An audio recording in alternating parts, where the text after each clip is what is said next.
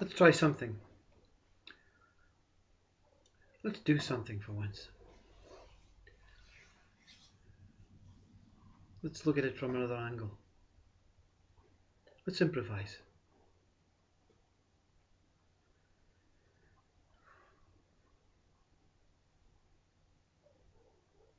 You're in a room.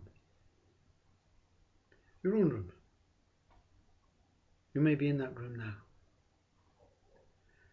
This room has everything. Television, sofa, lamps, library, books, carpet, chandelier, pictures, units, or even people. But let's say for now you're in this room alone. Whatever you look at in this room has your attention. So if the TV is on, the only thing that exists in your room at that moment is the TV. You now, through your attention, have created this intimate relationship with the TV. Nothing else matters. Nothing else exists except the TV. You can shift your attention. You can do it consciously or unconsciously. You may find yourself looking out the window at a car passing. The TV at that moment ceases to exist. Everything that you see, feel, touch, hear is receiving your attention. So let's say you have a pain inside your body.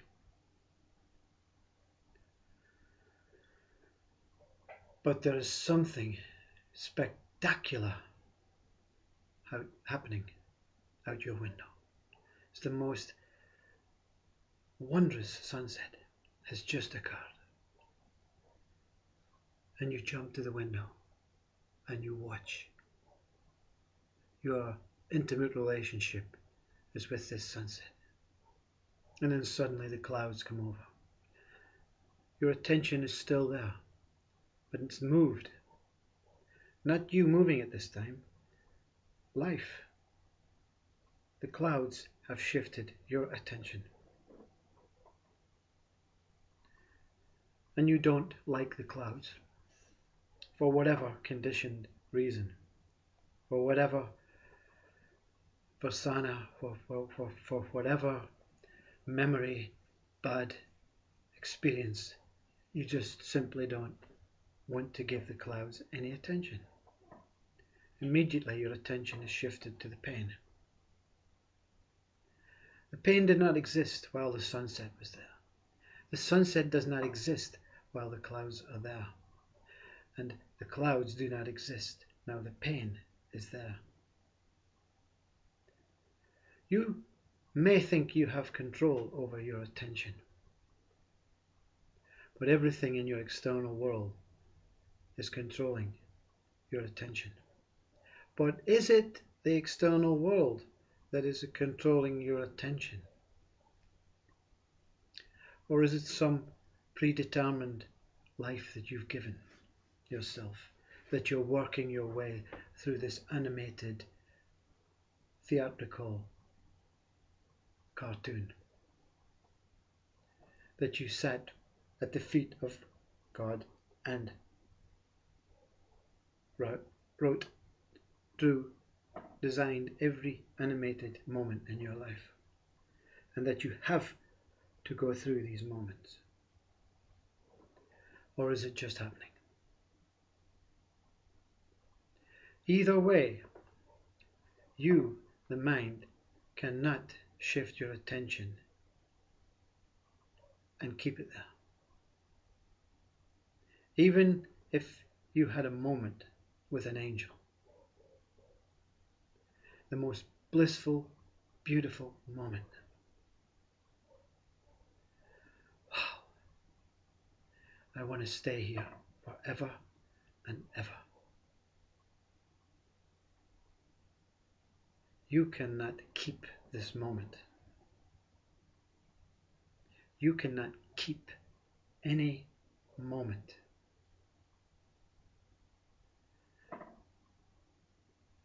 This moment is not yours to keep. You may have predetermined this moment, and a deep knowing knows that this moment has to move and a new one has to replace it. Or life. And suddenly the angel disappears. And your attention is now on past. Your attention is now on past. Attention is every single event, every single movement inside your brain, your heart, your mind, your body, your world. You wanted to keep the moment, and the mind says, I can store it for you. And you go and you write about this angel to recapture this moment. And people read about this moment, and they want to experience for themselves this same angel. But it is not, if it is not in their own script that they predetermined and designed, or if it is not granted by life, they will never experience this moment. So they suffer. He got it, I didn't. He's special, I'm not. You have your own special moments.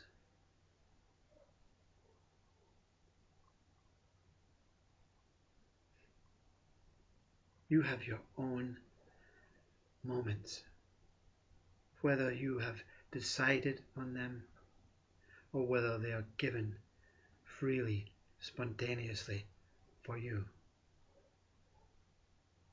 You cannot change your moments.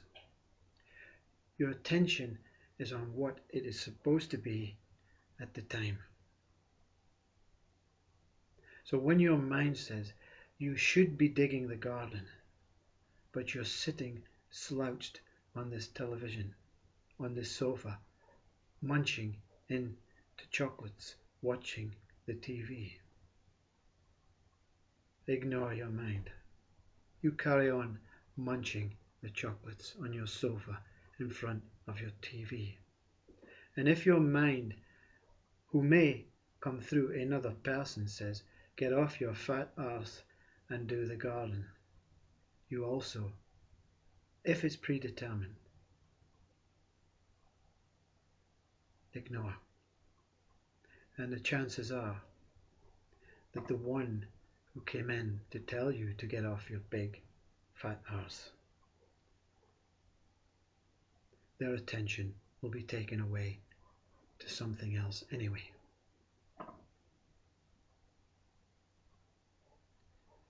Attention to detail.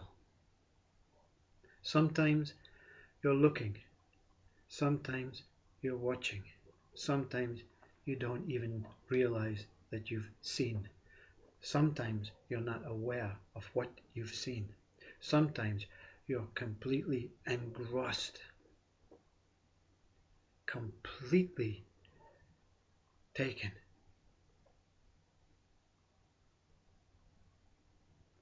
It doesn't matter if you're engrossed or if you skip it by. It's happened. It's been recorded. Or it's been played out, like the movie. Whether this movie is being made as it goes, or whether it is a predetermined movie that is playing out, it doesn't involve you.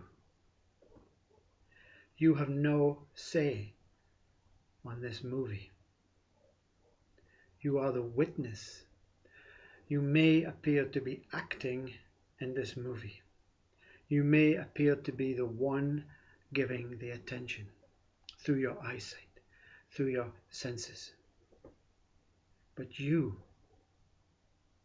are not the one that is working you.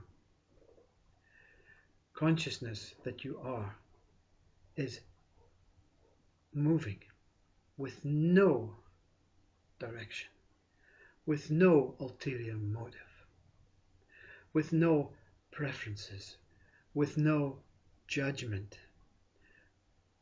with no logic. It is just moving. But the pure consciousness at some point has to realize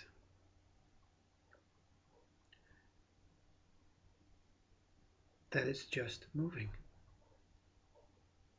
and that there is no predetermined way, but there is a predetermined way, whether it came at the beginning or whether it will come at the ending. It is predetermined.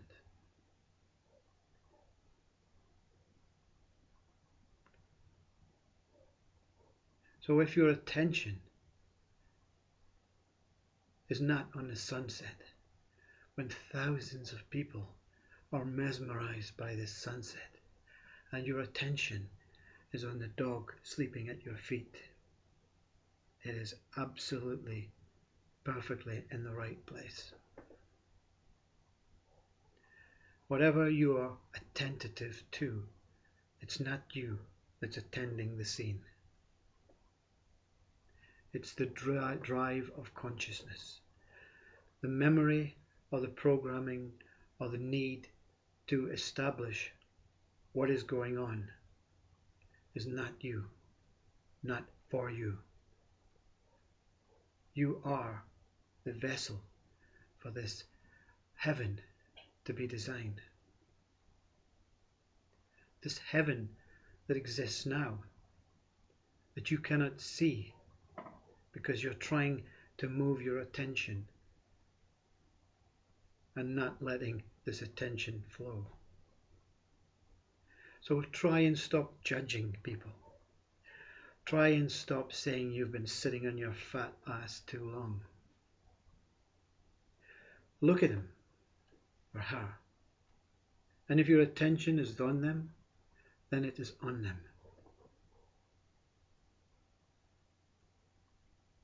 You see?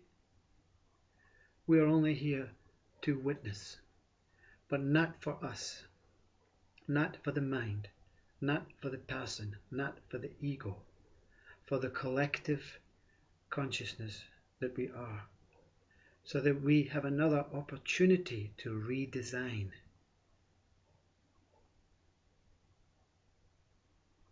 Because we are using our immaturity, our initial childhood period of a consciousness moving like a child, erratically, all over the place, to provide it with information to say, okay, now I know that this movement is too free. Now I need to maybe organize. Now I need to maybe make sense. Now I need to know that this killing and war that I really just happened without intention can be fixed. Consciousness that is only existing to be better. It is a novice. So we are all mini novices. When you know you're working for consciousness, some people can call it God. When you're working for them and not for you, the ego, the mind, the person, it is freedom. You are useful. You become useful. When you're a person, you feel useless. What am I doing? Why am I doing this? Why do they tell me this? Why am I always forced into this position. Why can I not be better? What have I done wrong with my life? What should I do to make me fit into this illogical, nonsensical world? Well, how can something fit into nonsense? You will never fit in. You are never here to fit in. You are designing, you're creating an empire, a heaven, a paradise, a place that is here now, but it's just needing tweaked up. So let your attention go. Go with the attention. Don't force yourself to look at things you don't want to look at. Don't force yourself to do things that you don't want to do. Don't be a particular thing, an individual person trying to be better than the one that you live with or the one that you hate. Let life flow. Let attention go. Namaste.